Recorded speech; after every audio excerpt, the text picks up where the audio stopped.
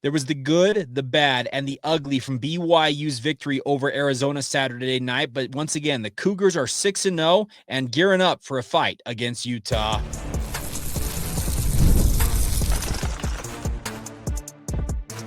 You are Locked On Cougars, your daily podcast on the BYU Cougars. Part of the Locked On Podcast Network, your team every day. What's up, everybody? Welcome into Locked On Cougars, your daily podcast focused on the BYU Cougars. I'm Jake Hatch, executive producer of the KSL Sports Zone in Salt Lake City, Utah, and a 14-year credentialed media member at BYU. I am your resident expert and insider, your host here on the show. And as always, thank you for making Locked On Cougars your first listen of the day. Coming up on today's show, we're going to dig into the film review of the Arizona win for BYU. How in the heck did they pull it off, and what do they need to clean up on most as Utah gets ready to come to Provo Saturday night? We'll get into that. Then we'll also talk about the history BYU made Saturday night as well with their 6-0 start for the second straight season. Pretty incredible stuff. And I think BYU is getting a nod of respect with Big Noon Kickoff coming to town. And then we'll finish up today's show with our Big 12 stock report, taking a look around the rest of the league, whose stock is up, whose is down, and who stood out on week 7 of the college football season. We'll delve into all that ahead on today's show, and it's all brought to you by our friends over at Mazda. Like our players, you sweat every single detail because when you make every move count, pulling off the unexpected is only the beginning. Stay tuned later for highlights in this week's Moving the Game Forward, courtesy of your friends over at Mazda. Move and be moved. All right, so BYU ground out an absolutely incredible win against Arizona Saturday night. In some respects, they did it despite a lot of things working against them. And we had more in-the-moment thoughts, reaction from you guys on our postcast edition of the show. But as I went back and rewatched this tape for BYU, I want to start off with BYU's offensive backfield. And the two guys, obviously, they're going to draw the headlines there are Bear Bachmeier and LJ Martin. Here's the thing about LJ Martin. He is the engine that makes everything go for this BYU offense right now. Yes, Bear Bachmeier has the ball in his hands every single play, but I'm telling you, number 4, speaking of LJ Martin, he is the engine that's driving this entire operation. His ability to exploit gaps from BYU's offensive line when they're blocking for him, it's showing he has made a big leap this year. He very much looks the part of a potential all Big 12 type running back right now. And fingers crossed, knock on wood, rub your lucky rabbit's foot, whatever you got to do that he stays healthy. Because so long as he is doing his thing, BYU is going to be just fine with this offense. Because as you saw, his ability to pick up chunk yardage, we're talking falling forward for 6 and 7 and even more than that type gains against Arizona, critical to BYU's chances in that comeback win. Then his backfield running mate, Bear Bachmeier, he looked like a freshman for large stretches of this game. Rewatching it and also watching it live time, there were some inexcusable plays made by him in this contest. But when it mattered most, when it was time to dig deep, find a way to win the football game, guess who stepped up? Number 47 himself. BYU's got two absolute just football studs in the backfield right now, and do not take for granted what they're adding, because Bear Bachmeier, once again, he's a true freshman. I know that Kalani's been very clear to say he's no longer a freshman in our eyes. He's played 6 games at this point, but he's led BYU to a 6-0 record. And yes, there were some plays in that game against Arizona that very well could have cost BYU. He gets stripped and Kyle Safarchuk dives on it to save the football game quite literally with that fumble recovery. And then just a couple of plays later, he rumbles in for the game-tying touchdown, then ultimately wins it with another touchdown run in the second overtime period. What we are witnessing from Bear Bachmeier is kind of the building block game after game of an absolute legendary story at BYU. The other thing I was impressed by was BYU's offensive line. We're going to look at two titanic offensive lines going not head to head, but going to battle this Saturday when BYU and Utah match up. Kyle Whittingham has been very clear to say that this Utah offensive line is the best he's ever had in his time at the helm of the Utah Utes, and that's saying something because they've had some pretty good offensive lines. I'm telling you, I don't think BYU's is far off of it. They showed a lot against a very, very strong Arizona defense, and they just carved them up. Isaiah Jota and Andrew Gentry in particular, they were fantastic in this game against Arizona. That tackle combination left and right was really, really awesome. They were collapsing the defensive ends, setting edges. It was nice to see those two getting after it because offensive tackles, by and large, they're more the pass protectors. But when you can get the type of production they were given in the run game, it goes a long way to helping BYU win football games. The other thing to note from BYU's offense was that even though Bear Bachmeier had the interceptions that he had in this game, as well as some other ill-advised throws, he rose up when the time was when he needed it most. And he showed off that this is a kid that his strength, his prowess, his ability to convey information, both with play calls and the like, and to motivate his guys in the huddle. It's really impressive what he's done. And I think that this young man, the one thing we don't give him enough credit for is how just, what strong he is. If you watch him in that game, he's getting wrapped up by guys, and all he's doing is churning his legs. And it may grind out maybe an extra yard or two, but I'm telling you, that shows that this young man, he is a really, really phenomenal athlete. And I'm absolutely stunned he's been as good as he has been all year. And I think that the quote from Bruce Barnum calling him a centaur after game one against Portland State, it holds more and more true because he's got some absolute horsepower in those legs, and he is driving and pulling guys along with him. The guy I thought was absolutely phenomenal rewatching this game was Parker Kingston offensively. He was so good in this game. That punt return to set up BYU's game-tying drive, BYU doesn't get the tie in many respects if he doesn't do that. He got BYU to the plus 47. That's an incredible difference in the metrics had he not gotten that return for BYU in that circumstance. He has regained the trust of his coaches. If he ever lost it, I don't think he did, but he regained the trust of Cougar Nation out there. And he's once again showing why he's such a critical cog in this offense, in particular because he was so good in the passing game along with that. Arizona's defense was targeting and making sure the guys like Chase Roberts weren't going to torch them in this game. Carson Ryan, same type of a deal. And Carson was actually called upon more to add some max protect elements to BYU's offensive front later in this game. But all Parker Kingston did was find himself in situations where he was open, and Bear Bachmeier found him. It was great to see that. Defensively, though, flipping over for a second, BYU is going to struggle mightily against Utah unless they can fix their gap integrity issues. And what I mean by that is go back and rewatch Noah Fafita. BYU brought 3, 4, 5-man, even 6-man pressures at times, simulated pressures. They brought everything they possibly could. We're talking nickel blitzes, corner blitzes. They brought everything. And all Noah Fafita did was sidestep stuff, step out of the pocket, find daylight, and make plays with his feet. If Noah Fafita can do that, you can guarantee Devin Dampier can do this. BYU has to make sure that when they're pass rushing and getting up the field, they keep the gap integrity in place because far too often it broke down. One guy would drive up field too far and open that seam for a guy like Noah Fafita to step through. Devin Dampier can do that exact same thing, and that's what BYU's got to fix this week in terms of what they're doing on the defensive line. You got to tighten that up across the board because if you don't, it's not going to bode well for BYU. There were some tackling issues in this game against Arizona. I will chalk them more up to the inclement weather, the wetness, more than anything else, but they got to tighten that up and make sure they're wrapping up and bringing guys down. The Reese Cano touchdown where BYU had 3 chances to bring him down on that 4th and short that ended up in a 20-plus yard touchdown run. It can't happen. You got to bring that guy down. Keanu Tanavasa, rewatching his ejection, it is indefensible. You cannot duck your head in on a guy with the crown of your helmet, with your hands up, acting like you haven't done anything. That play, that's boneheaded. And for him to be a team captain and be playing that way, it's not good.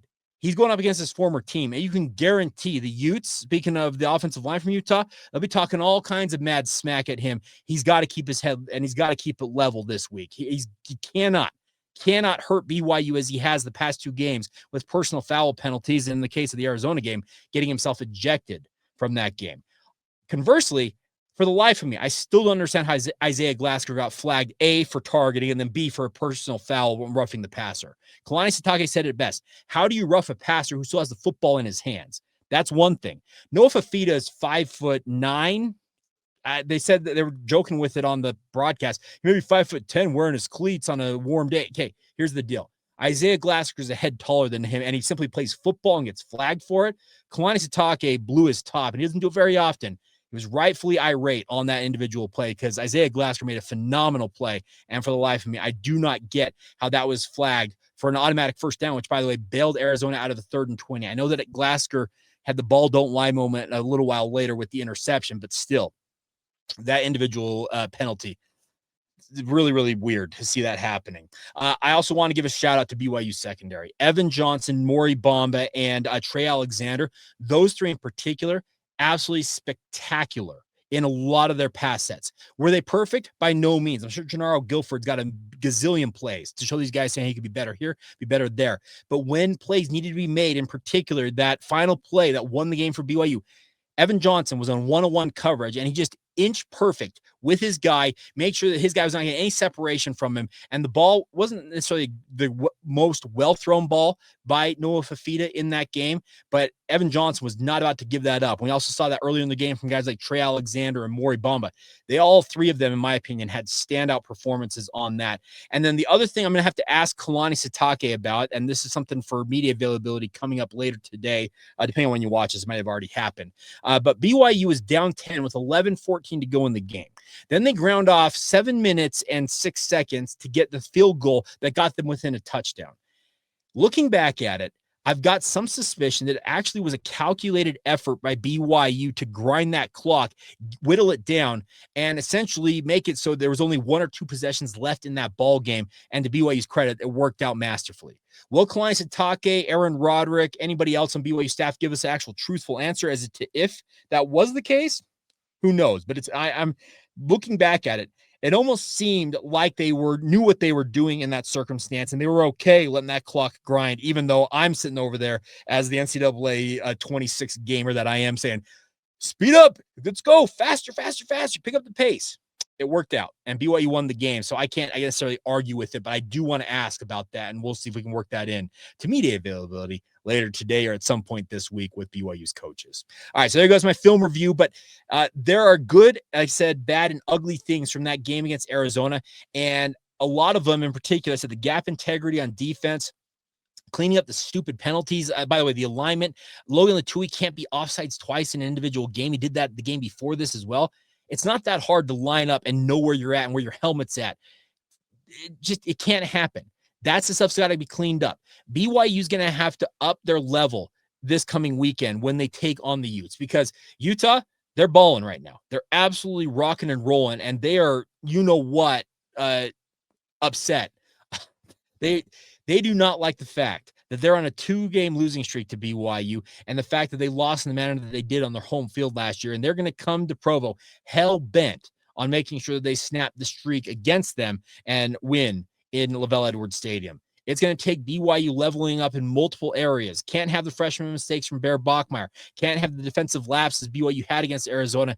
And so long as they clean that up, it's not very long that they have to clean it up. But if they can do that, they'll give themselves a fighting chance as an underdog, according to our friends over at FanDuel, by the way, in this contest, despite being ranked 15th in the country versus 23 for Utah. But big week ahead, and get ready for it. We'll have plenty of coverage for you guys. But coming up next, BYU made history Saturday night. You may not have been paying attention, but it shouldn't go unnoticed by Cougar Nation what BYU has accomplished in back-to-back seasons now. And we need to celebrate that fact. And we'll get to it next right here on Locked On Cougars.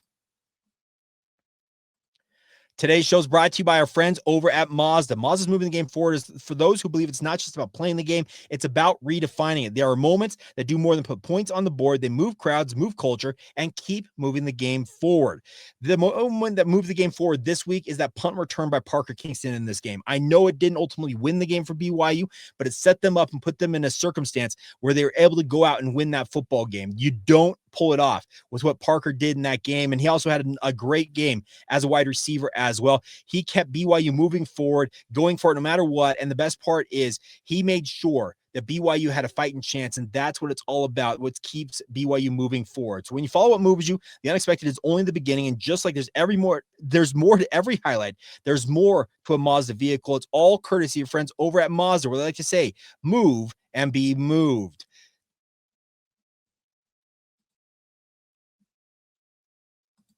Thank you once again for making Locked On Cougars your first listen. Thank you for screwed that up there. Thank you for making Locked On Cougars your first listen of the day. I'm not going to go back and edit that, so stick with it. One of those gaffes that I don't really necessarily care about. But as always, thank you for your support of the podcast. It absolutely means the world to us. A lot of you reaching out over the weekend, expressing what you've enjoyed about the show. We've been doing this for 7+ years now and absolutely loving every minute of it. But BYU went to 6-0 on Saturday night. They're now ranked 15th in the country. Big noon kickoff, by the way, is coming to Provo, Utah this weekend for the rivalry game. So it's going to be a huge, absolutely gargantuan weekend for BYU ahead. It's also on Thursday, the official 150th birthday for Brigham Young University. It was founded on October 16th, 1875, when the deed of trust was signed. Now, classes didn't start until January, but Carl G. Mazer built this university from literally the ground up, and it's now done something in its football history in 101 seasons it hasn't done before, and that's Saturday night. BYU went to 6-0 for the second straight season. It has never happened before in BYU history. It's absolutely incredible, and I think we need to make sure we acknowledge what Kalani Sitake has built with this BYU football program. Not only is BYU playing at the highest level of football they've ever played at, they're competing with the best teams they've ever competed with on a week-in and week-out basis, and all they have done is win, and win at an astronomically high clip. I remind people, BYU in their last 19 games, stretching back to the start of 2024, is 19-2. That is absolutely incredible that BYU has done what it's done, especially considering, remember, in 2023, BYU lost their final 5 games of the year to sink to a 5-7 record. And there were some of us, yours truly included, who wondered, how long might it take for BYU to really get to where they can compete favorably in the Big 12? Who knew that less than a calendar year later, BYU will be playing as a number 13 team in the country against Colorado in an Alamo Bowl, going 11-2 and being so close to a Big 12 title game. Right now, BYU, they're absolutely in the hunt to go to Arlington once again this year. And I don't want it to get lost that BYU is doing something that Cougar fans, we have seen a lot of good BYU football over the last 50 plus years. National championship in 1984. Think of the great quarterbacks and the great seasons BYU has enjoyed with those quarterbacks at the helm of this BYU program. But it's 2024 and 2025 that BYU, with 2 different starting quarterbacks, has gone 6-0 to start each season. Now, the back half of this season, we'll see how it plays out as compared to a season ago when they went 11-2 overall, with the 2 losses coming down the stretch. But this is an accomplishment that shows that Kalani Sitake, what he has built at BYU, the bedrock of it, it's absolutely rock solid. And pardon the puns there, but you get what I'm trying to say here, I hope, is that Kalani Sitake has built something that is absolutely awesome to behold. I cover BYU for a living, in addition to a lot of other stuff I do in sports radio. And you get to know a lot of coaches in that space, working in sports media. And there are coaches out there that, I use the term blowhards. And there's other coaches who are genuine human beings who want nothing more than to have an impact for good. Kalani Sitake is the epitome of the latter. He is a good human being who wants to give his all to a program and a university that has given him everything.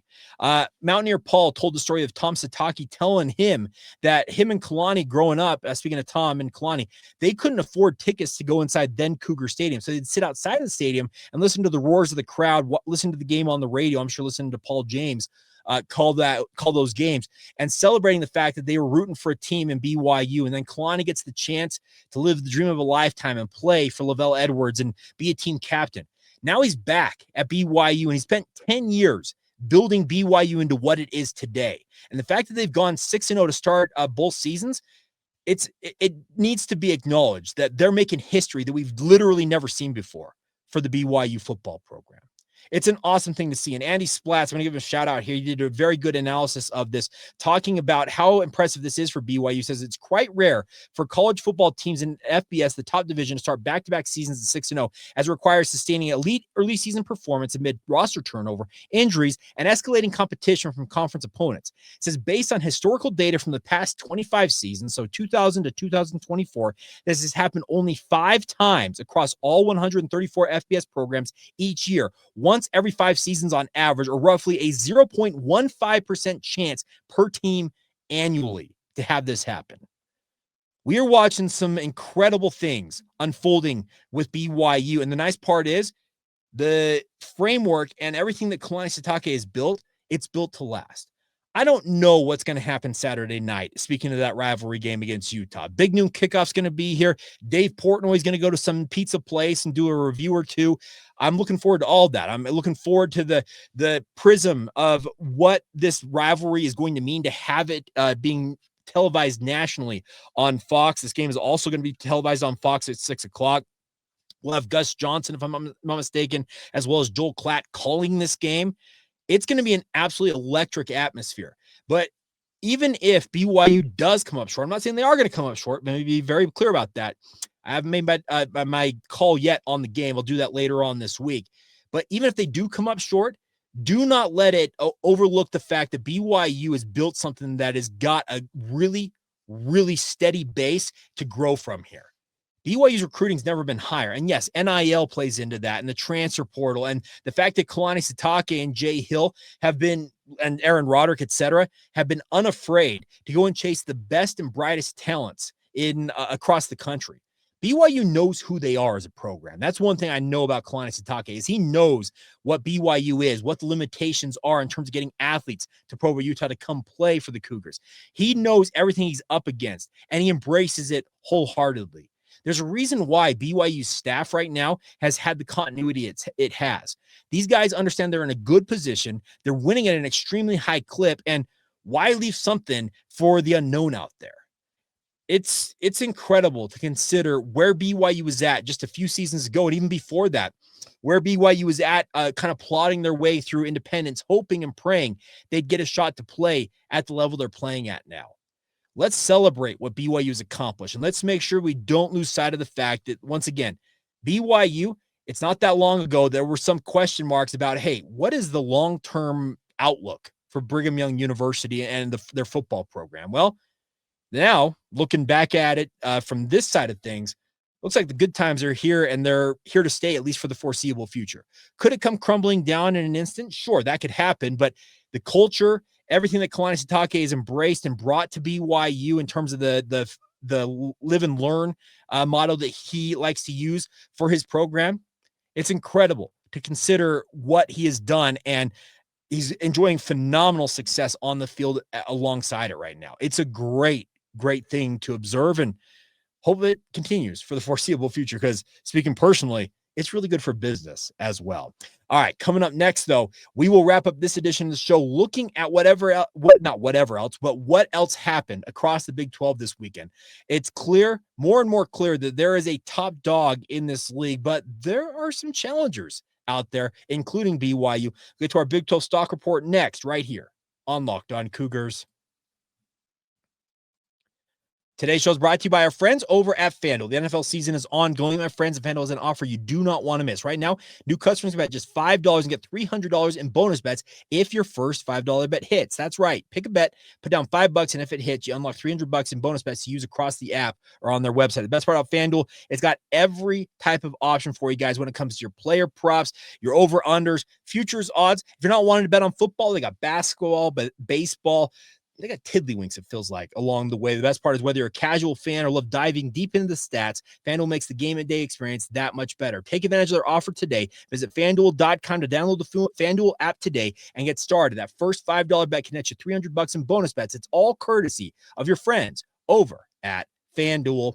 Today's show is also brought to you by our friends over at Monarch Money. Most people cannot name all the financial accounts or even what they're worth, whether it's a 401k or multiple of those, properties, investments, and anything in between. Whether you don't have the full picture, you can end up leaving money on the table, and that's where Monarch Money comes in. It is an all-in-one personal finance tool that brings your entire financial life together in one clean, easy-to-use interface on your laptop or on your phone. It is built for people with busy lives. You've been putting off organizing your finances, Monarch is for you. It does the heavy lifting for you. You link all of your accounts in minutes. The best part is you can see clear data visuals, get smart categorization of your spending, and finally feel in control of your money without ever touching a spreadsheet. That might be the best part about this, my friends. So take advantage of this. Do not let this financial opportunity slip through the cracks. Use the promo code LOCKEDONCollege at monarchmoney.com in your browser for half off your first year. That's 50% off your first year at monarchmoney.com using the promo code LOCKEDONCollege.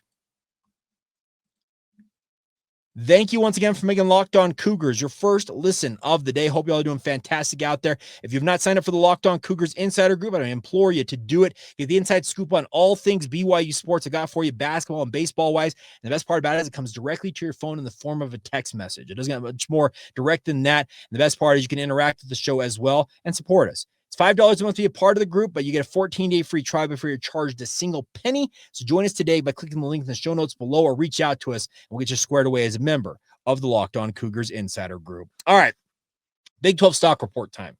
Now, looking back at the weekend that was, Texas Tech once again reasserted that they are the absolute class of the Big 12. Now, Baron Morton left this game injured, and the x-rays said were negative. It's inconclusive if he's going to be able to play this week, but they absolutely trounced a pretty solid Kansas team, 42-17. And once again, Will Hammond, he looks the part. And Dickey, their running back, 263 yards rushing. Dude, if you want to have the success that Texas Tech is going to have a pretty good quarterback, but then have a running attack that can absolutely punish your opponents. And that's exactly what Texas Tech has got. The defense looks downright elite. David Bailey looks absolutely the part coming off the edge for a very, very stout defensive front for Texas Tech. I am absolutely floored about how good they have looked, speaking of Texas Tech, and I got no problem saying that the stock, it's at an all-time high for Texas Tech. Stock is also up for Utah. What they did to Arizona State was absolutely remarkable because Arizona State, they're the defending Big 12 champions. And yes, we're talking about BYU's next opponent. I'm giving them some praise. When you beat the defending Big 12 champs 42-10, Sam Leavitt in the lineup or not, still impressive stuff. Stock is absolutely up for the Utes coming into this game. They'll be flying high. And there's a reason why FanDuel and others have installed the Utes as a favorite against BYU, albeit a narrow one. We'll see how it plays out as the week progresses, but I understand why Utah is the favorite in this game because you look at the recent results, 42-10 over a ranked team versus BYU squeaking out a double overtime victory against a non-ranked team. Yeah, I get why the odds makers would change some things. Iowa State, stock is starting to fall for the Cyclones. Colorado finally broke through against a fellow Power 4 opponent, wins against Iowa State 24-17. Props to Coach Prime and company. They kept the faith. I told you guys after BYU played Colorado, that team's better than the record suggests, and I still believe that to be the case. They're 3-4 now, but Iowa State, what a fall. They have lost back-to-back games, and I don't know what to make of the Cyclones right now because they're reeling a little bit, so I think stock is down on them. Cincinnati, their stock continues to rise for the Bearcats. Brendan Sorsby continues to show that he can absolutely play with the best of them out there. It's good to see Cincinnati ranked now at 5-1. That's a positive in that respect.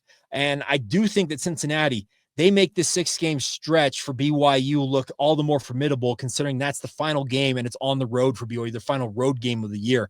They have to go to Cincinnati in mid to late November. It could be a tricky game, and we'll see how it shakes out because it's still 4 games from now, but that's one I'm keeping an eye on. And then an interesting thing, has Kansas State figured it out? I said in my Big 12 Big Pick segment that without their running back, speaking of Kansas State, there was no way I was picking them to win against TCU. Well, apparently they must have heard me and many others doubting them. Went out there and I think really put it on TCU 41-28. TCU is kind of like Iowa State. I thought they were pretty darn good, but they have all of a sudden kind of sunk back. So stock is down on TCU, but Kansas State, they're showing some things. And I'm interested to see how Kansas State does the rest of the way. Will they continue to play spoiler in terms of the Big 12 race because they are too far off the pace to have any chance to play in the Big 12 title game, considering they've already got 4 losses on the year? But I'm really intrigued to see if Kansas State can pick off some big wins down the stretch that could obviously alter plans for certain people. So, yeah, it was an interesting week in the Big 12. But Cameron Dickey, man, what a stud. 21 carries, 263 yards, and 2 touchdowns. You lose your starting quarterback. You know what? You turn around, say, Cameron Dickey, we're going to ride you, speaking of him as a pony, home. And he was electric. I really liked him. I also like Caden Salter had a good game for Colorado and leading them to the win. I think that he is a guy that he's got some talent to him. And I think that he's going to get better as the season progresses. And it's going to make Colorado that much more formidable if he continues to play at the level he's at. And then also I want to give a shout out, even though it was a game against Oklahoma State, because the Cowboys, they're very clearly in the basement of the league right now. But Connor Wigman for Houston, kid continues to ball out. Transfer from Texas A&M. He kind of has the expectations and like the hopes of Houston being heaped upon him, but he delivered in a big way. So I want to give him a shout out as well. I was really impressed to see him play the way that he did in that game. And also one other note, I should note this as well, is that Arizona State, Sam Leavitt, you better hurry back because Jeff Sims, He ain't it. If Arizona State wants to win again, you got to get Sam Levitt back in that lineup as soon as possible, because Jeff Sims, what he put on the field on Saturday night, if he's going to continue to be the quarterback, ASU is going to drop more games, and they're going to drop them quickly, and they'll see that stock continue to fall for the Sun Devils. So there you go. That's my stock report. If I missed anybody, please reach out via social media or drop us a note in the YouTube comments and let me know if I missed a player or a team you think stock up, stock down, or even somebody that probably should be noted in terms of their performance from this past weekend. But that's going to do it for today's edition of the show. We do want to thank you guys, as always, for making Locked On Cougars your first listen today. Want to make sure you make your second listen of the day, the Locked On Big 12 show with Drake Toll, as many of you already do. He has the most exciting coverage of the Big 12 and college sports in general, the rivalries, championship race, and every game in between. Find Locked On Big 12 on YouTube or wherever you listen to your podcast. It's part of the Locked On Podcast Network, or of course, it is your team every single day. And as always, thank you for being here on Locked On Cougars. Come back tomorrow, really kick off rivalry week. We're going to talk a lot about BYU and Utah. Where does the edge lie? What to expect from BYU and Utah as they do battle on the field at LaVell Edwards Stadium under the lights on Saturday night. We'll have it all for you guys all week long right here on the Locked On Cougars podcast.